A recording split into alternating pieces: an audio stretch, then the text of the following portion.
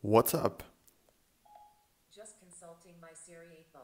Hey guys, what's going on? This is Apple Fox channel here, and I know I made this video about the iOS 11.1.2 already on this channel, but I know that many people still use the iPad.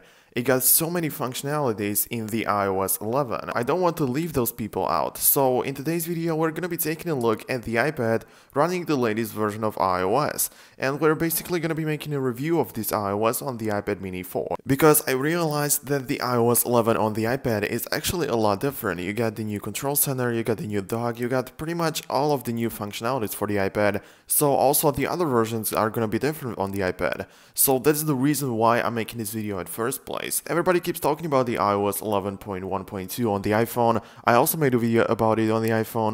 But as I said, I don't want to miss out on the people having the iPad. So let's just get started with this video right now. First of all, let me jump into the settings really quickly here, and if I go into the About section of this iPad, you can see that at this point of time my iPad is running the iOS 11.0.3.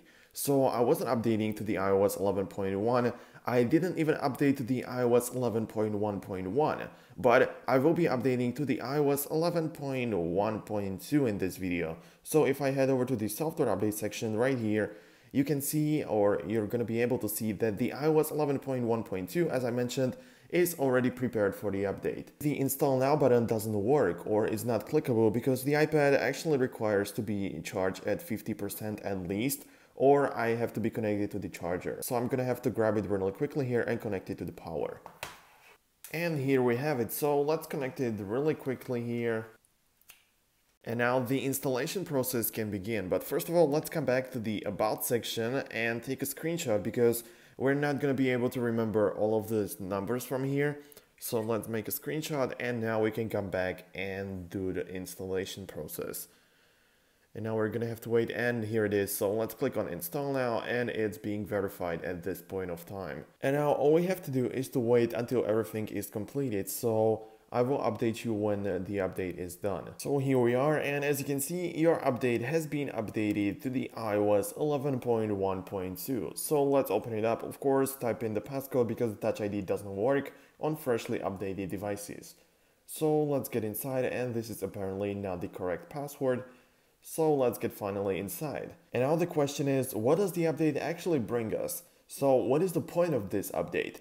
And I need to tell you guys that because I skipped one big and major update, I'm getting a lot of new features. And even though I was technically updating to the small version of iOS, just because I skipped the iOS 11.1, I'm also getting many new features from that version. And now let's take a look at the update page from the settings one more time, and let's go into the photos right here. So what exactly does this description of this update actually tell us? So first of all, it fixes an issue where the iPhone X screen becomes temporarily unresponsive to touch after a rapid temperature drop. And also, it addresses an issue that could cause distortion in live photos and video captured with iPhone X. But I cannot see anything else besides the iPhone X, so does this update actually have any impact on the iPad? To find out more about the update, let's head over to the Safari and to the Apple support page, where we can see the security content of the iOS 11.1.2. So here's everything about the Apple security updates. And as you can see, we are at the bottom of the page. So apparently there is no security content, or there hasn't been anything improved in the iOS 11.1.2 in terms of security. I'm using this version on my iPhone and I haven't noticed anything. So I assume that there won't be any new features for the iPad either. But because I was not updating to the iOS 11.1, let's click on this page right here, and this is going to show us the security content of the iOS 11.1.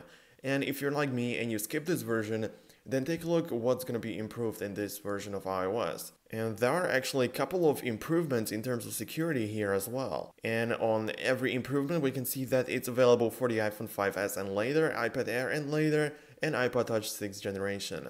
Of course, these are all of the devices that support iOS 11, so this has been fixed on all of them. So for example, the streaming zip has been improved, so a malicious zip file may be able to modify restricted areas of the file system, and the path handling issue was addressed with improved validation.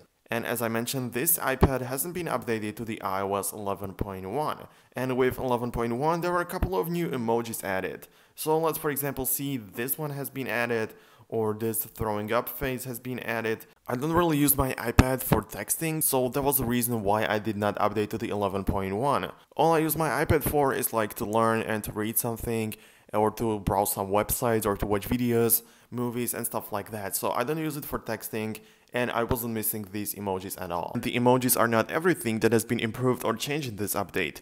As I mentioned, the 11.1 is one of the bigger updates.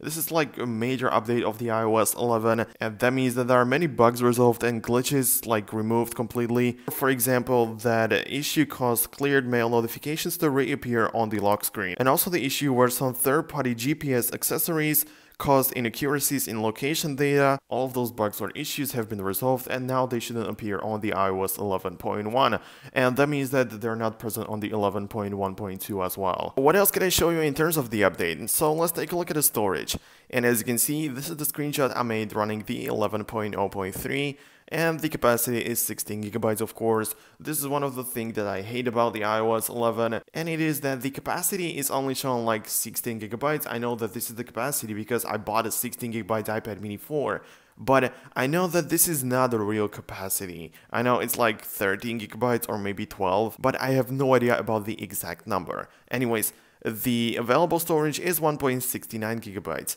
And let's swipe to take a look at the 11.1.2, and the available, as you can see, is 2.26 gigabytes. So compared to the 1.69, it is actually a big jump. So we actually gained a couple of storage. So if you are still wondering if you should update your iPad to the latest version of iOS, if nothing else, then at least for the storage, go ahead and update your iPad to the latest release. And that is probably everything I can show you or I can tell you about this update. The wallpapers, we don't have anything new in terms of the wallpapers here.